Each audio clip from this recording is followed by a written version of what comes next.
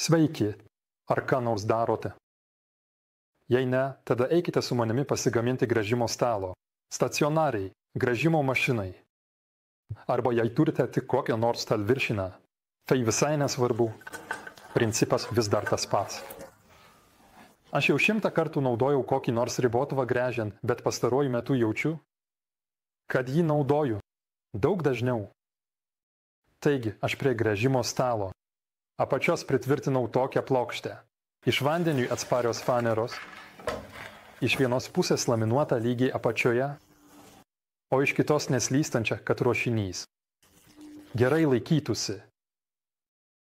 Turėjau čia likutį, kuris yra 410 x 300 mm, jei neklystu. Taigi dabar tai darysiu iš jo. Na, o iš kažkokio nupjovimo pasidariau čia ribotuvą, kurį pritvirtinu 2 C tipo spaustukais, kas, žinoma, nėra labai patogu. Be to, šie spaustukai apačioje trukdo, kai noriu keisti stalo aukštį rankenėlę, o kai juos pasuku į viršų, jie vėl trukdo, kai noriu judinti veleną aukštyn ir žemyn. Todėl nusprendžiau, kad jau laikas kažką su tuo padaryti. Na, o šiais spaustukais tada fiksuoju patį ruošinį, jei to reikia. Visą tai norėčiau išspręsti, naudodamas tokią tvirtinimo juostą. Pradėsiu šiek tiek plačiau, nes iš tikrųjų viskas prasidėjo prieš keletą metų, kai iš Unimas užsisakiau būtent tokias tvirtinimo juostas. Jos yra 1220 mm ilgio ir pastebėjau, kad jų plotis yra lygiai 3/4 colio. Visiškai taip pat kaip ir šių kreipiamųjų griovelių plotis stalinėje pjūklėje. Ir būtent tada aš galvojau, kad pasigaminčiau tokį improvizuotą formatavimo vežimėlį. Tai pjūklę ir nenorėjau gaminti. Juostelių iš kokios nors kietos medienos, kuri vis dėlto keičia savo matmenis dėl drėgmės ir panašiai. Taigi aš pagalvojau, kad paaukosiu tas 2 tvirtinimo juostas šiam formatavimo vežimėliui. Kadangi jis yra 2,5 metro ilgio, 2 tvirtinimo juostos, kurių ilgis yra 1220 mm, iš esmės užima visą ilgį. Ir puikiai įsistato į tą griovelį. Puikiai ten juda.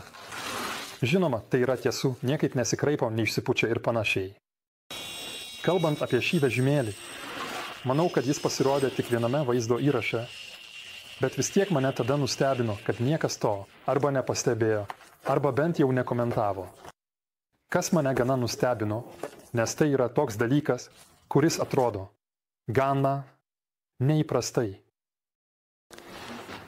Taip, čia yra tvirtinimo elementai, kuriais medžiaga gali būti pritvirtinta keliose skirtingose padėtyse, bet jei jūs tai domina, pats šis, kaip aš sakau, formatuojantis vežimėlis. Kaip jis veikia, kaip aš jį sugalvojau ir kaip jį naudoju? Parašykite man tai komentaruose. Aš, mielai apie tai ką nors, nufilmuosiu. Dabar iš čia tik pasiskolinsiu šį tvirtinimo elementą. Ir tęsime. Taip. Nors ir kaip stengčiausi, vis tiek galiausiai tai nukris. Taigi, tas 2 tvirtinimo juostas, kurias norėjau naudoti universaliam tvirtinimo stalui, kurį taip pat artimiausių metų pagaliau gaminsiu ir taip pat gręžimo stalui, sunaudojau čia ir galvojau, kad turėsiu užsakyti dar 2. Tuo metu Unimas siūlė tik šios spalvos ir jie jas turi iki šiol. Jos yra už puikią kainą, jos yra tik taip paprastos, galbūt jos yra poroje. Dabar iš atminties to nepasakysiu. Po kurio laiko jie pradėjo pardavinėti praktiškai identiškus iš Rockler, kurie turi dar 8 tokius paprastus spaustukus, iš esmės tik tai varžtus arba varžtus su čia galvutė, su veržlėmis.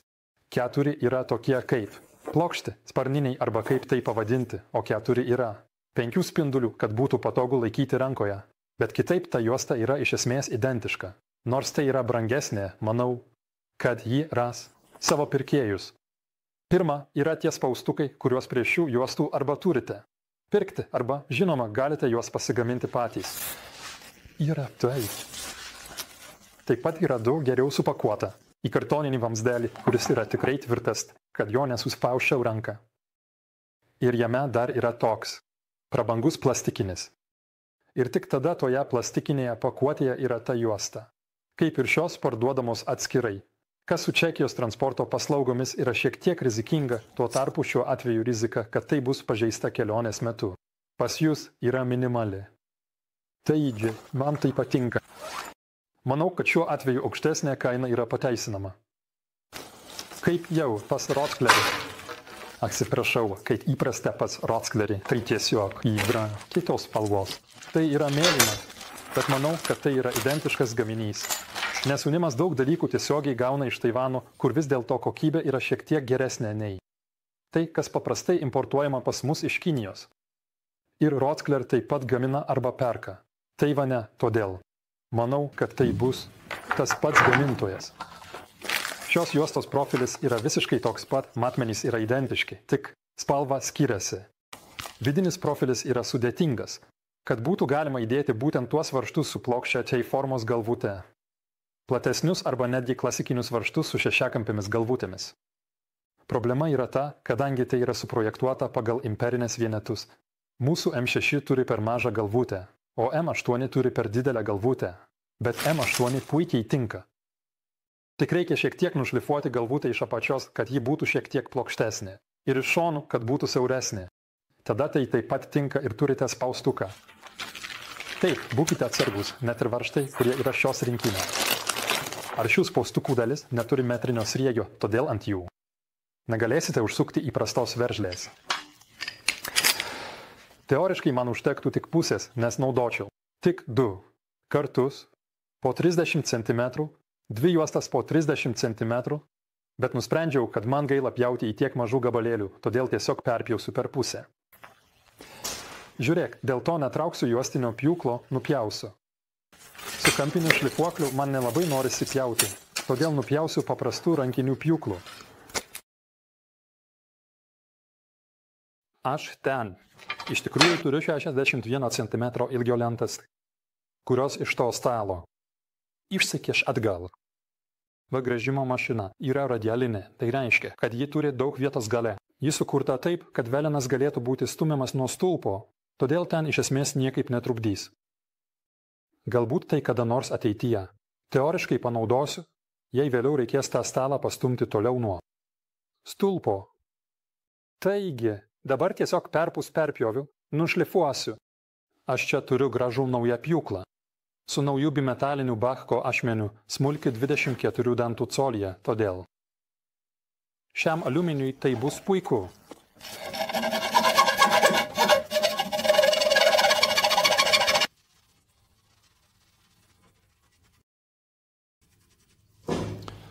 Pripažinkite, kad šiam darbui ištraukti juostinį pjūklą yra nesąmonė. Net nežinau, kokią juostą dabar turiu, tikriausiai kažkokią grubę. Todėl vis tiek tektų ją keisti. Paimsiu tik dildę. Ak, failas. O, velnas. Kur ji? Na, dildės ir rašplės tai mano didelė silpnybė. Tai norėčiau kažkaip išspręsti. Tai yra dildė. Iš 80-ųjų. Praėjusio amžiaus metų tiesa. Nereikėtų. Iš karto pirkti vokiškų. Problema su tomis lietuviškomis įmonėmis yra ta, kad komunikacija ten tikrai prasta. Ne visose, bet gana dažnai taip. Nėra pati aštriausia ta dildė, pripažįstu. Taigi. Ir čia, į tą lentą, kuri turi iš anksto nustatytus matmenis dabar. Nieko kito nesugalvosiu, turiu ją čia. Tai mano pirmasis staliukas, todėl neturiu jokios patirties. Galbūt paaiškės, kad jis per mažas, tada pakeisiu, permontuosiu tik šią juostą. Ir aš nefrezuosiu tos angos. Verčiau išpjausiu ją ant stalinės pjūklo tiesiog keliais praeinimais. Na, tada aš jį įsuksiu ten. Problema yra ta, kad kai į tą 18-tuką įleidžiate šitą, lieka gana mažai medžiagos. Varžtams, Nežinau, ar turiu tokį trumpą. Jei jie būtų ilgesni, tada dar turėčiau tai paremti kokią nors medžiagą, kad jie dar į kažką įsuktų. Be to, kad galėsiu naudoti tą liniuotę, judinti ją pirmyn ir atgal.